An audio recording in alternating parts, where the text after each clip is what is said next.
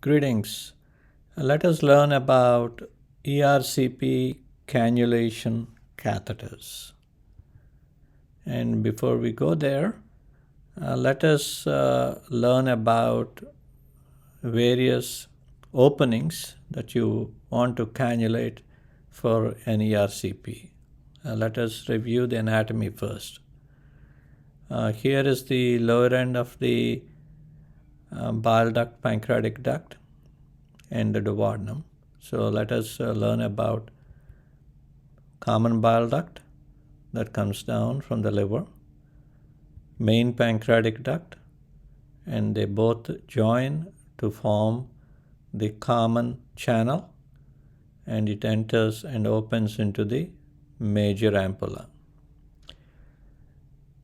In addition, there is another smaller opening, and the accessory pancreatic duct opens a little bit higher up via the minor ampulla. So in cannulation, when you want to inject contrast into the bile duct and you try to put the cannula into the major ampulla in the northward direction and inject a dye, it goes up the bile duct and it creates the cholangiogram. If you inject at a perpendicular angle, then it goes into the pancreatic duct and creates a pancreaticogram. In some cases, you may want to inject into the minor ampulla, and that's usually when patients have an anatomical abnormality known as pancreas divisum. Then in that case, when you inject into the minor ampulla, it goes in and creates a pancreaticogram. 99% of the time, you don't need to worry about minor ampulla. We focus on the major ampulla cannulation. When it comes to cannulation, we use a cannulation catheter. It has two ports. One port is for the wire, and if you look at the section of the cannula, the wire port is bigger. And compared to that, the dye port is smaller. And this is a double lumen catheter.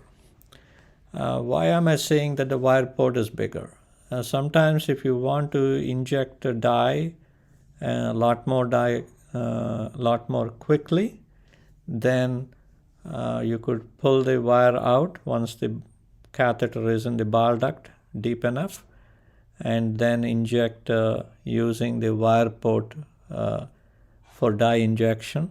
That gives you a lot more injection amount very quickly. So when you look at the tip of the catheter, there are lots of different varieties based on how the tip is shaped. And most of the time we use one or two types.